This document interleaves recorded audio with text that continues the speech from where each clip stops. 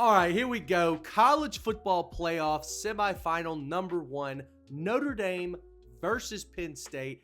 This one I have a lot of vested interest in, but I'm going to be honest, this preview is going to be as objective as possible, and I'll talk about my personal interest here at the end.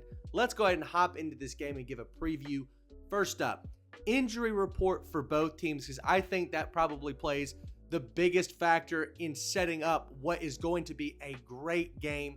Notre Dame has a couple of key injuries that I want to talk about. First up, starting running back Jeremiah Love. He's questionable coming into this game with a knee injury. He said he's ready to go. The team said that he's going to be more of a game time decision. I think he's going to play. Obviously, he's not going to have the carries and the touches that he usually has in a fully healthy game. Will he look as explosive and dynamic? Probably not. But will we see like some major drop off? I don't think so, because I don't think Notre Dame would put themselves in this type of spot, especially with the backup running back like Jadarian Price, and put themselves in a space to fail because they want to give their injured running back touches. I think if he's healthy enough, he's going to get a workload. If not, we'll see him more as a gadget guy. Second, Howard Cross. This guy has been injured for the majority of the year. Defensive tackle, I think a sixth-year senior, somebody that bleeds blue and gold. He's going to be healthy for this game, and that is a very important part of this Notre Dame defense. I don't think people have talked about the defensive line for Notre Dame enough. They play such a big role in this game versus Penn State. I'll talk about that in just a little bit. Now, for Penn State, the one key injury that I want to talk about is Abdul Carter. He suffered an upper body injury in the playoff game versus Boise State. They said that he's going to be a game time decision, but in my opinion, there's no way he's not playing. I don't think this will affect his play on the field that much. So look for him to be just as explosive in the pass rush and just as chaotic and disruptive in the run game. Now, of course, that's not his quote-unquote strength, but he does lead the nation in tackles for loss. So now let's get into both teams, talk about what's going to go on in this game. I think the first thing and the most important thing to talk about is the strength on strength battle between Notre Dame's run game and Penn State's run defense. A lot of people think that Notre Dame is one of the best rushing teams in the country. I think I would agree. Look what they did to Georgia. They were able to move the ball rushing, which you cannot say often when you play against Georgia. I think Notre Dame is an extremely physical team. They are not a finesse team. They don't want to run these gadget, fake jet sweep left, toss to the right kind of stuff. They want to get the ball, pound it down your throat over and over and over again. To me, they remind me of like a 2012 SEC team. They want to give their running backs and their power quarterback at least 30 carries a game. They want the defense to feel the weight of their shoulder every single time, and it gets heavier and heavier as the game goes on. On the Penn State side of things, though, they are a team that loves to play physical football. The one game that a lot of people don't give them enough credit for is the Ohio State game. There were a ton of situational things in that Ohio State game that just did not go Penn State's way. But when you watch them play, they played physical, they played fast, and they were able to be disruptive at some points in the game.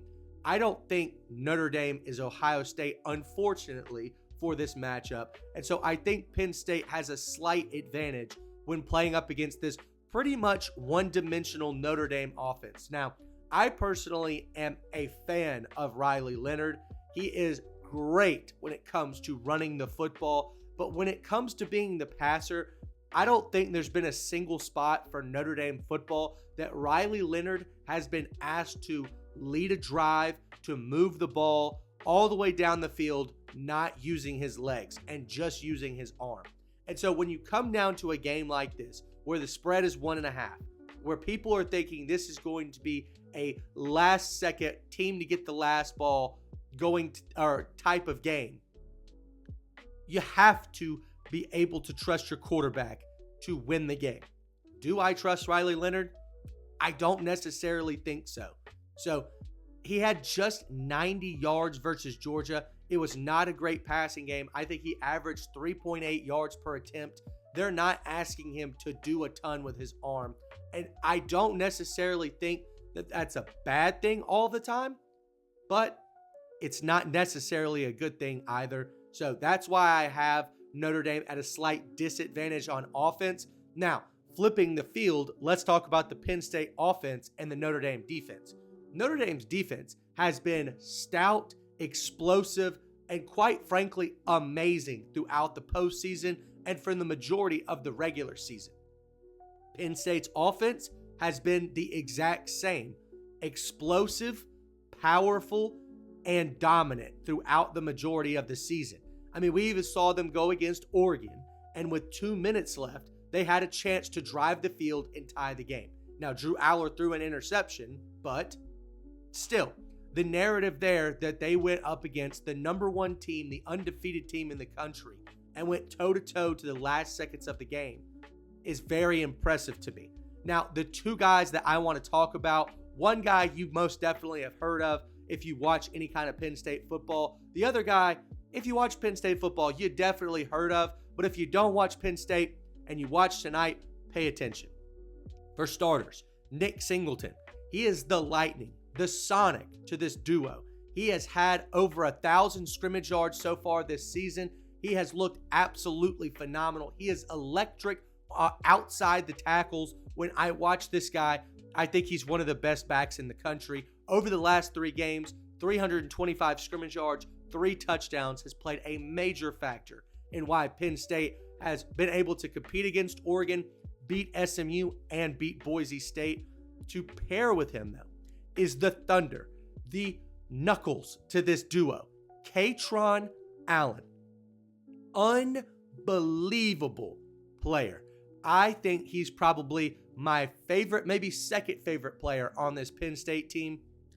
I mean, there's a lot of guys you want to talk about, but Kaytron Allen is somebody that I wanted to give a special shout out to. This guy is an absolute bowling ball. When you talk about a player that can get the ball and go straight up the field, create chaos, and just blow up defensive lines, Kaytron Allen is that guy.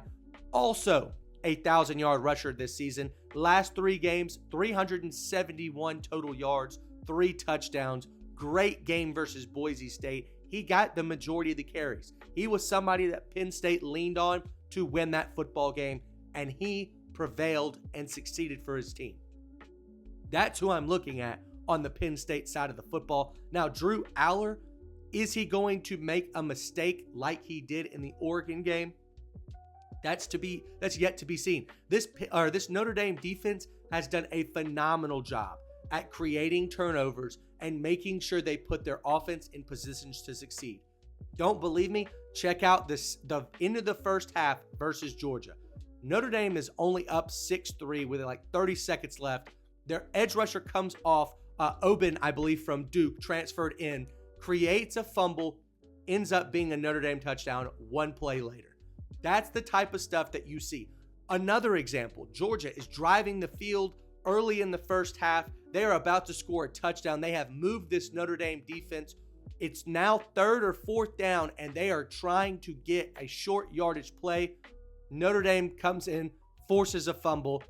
Absolutely phenomenal stuff from this Notre Dame defense. They know how to capitalize on positions to create turnovers. They play very smart football. Now, the next thing that I want to talk about is the special teams advantage.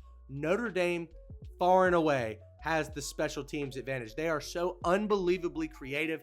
They can execute at a high level, and you saw that multiple times in the Georgia game. Now, you did have a freshman run into the kicker 2 times in a row, but that is a freshman making a mistake. Outside of that, you saw them execute the fake punt, swapping out the entire position group onto the field. The offense gets on the field. They get Georgia to jump off sides. And later in the game, or earlier in the game, they had a kick return touchdown. I could go on and on about this Notre Dame special teams unit. If this game is going to be close, I think it might be Notre Dame's special teams that end up deciding this game. However, let's get into my prediction. I do not think this will be that close of a game. Now, first, let me give you my personal vested interest in this game. I bleed Irish, as you can tell. I am also Catholic. I love Notre Dame. I want them to win a national championship unbelievably bad. However, now giving my prediction, I think Penn State overall is just the better team. I would love for Notre Dame to win this game. And if they win this game, I would not be shocked. But I do think Penn State wins the game at the line of scrimmage, both on the offensive line and defensive line. Now, the defensive line, in my opinion, is where they win the football game. But I think the offensive line can hold up against this stacked Notre Dame defense. And when it comes to these running backs, they have two that are fully healthy and both can play physical football. I can't necessarily say the same for Notre Dame. As well as I think Notre Dame just has more of a kryptonite, and that kryptonite is going down in games. I do not think Notre Dame is built to come from behind. So if Penn State can capitalize and go up a couple of touchdowns to start the game, I think it puts Notre Dame in a horrible, horrible position. So if I had to pick a winner, I'm picking Penn State. If I wanted to pick a winner, I'd be picking Notre Dame.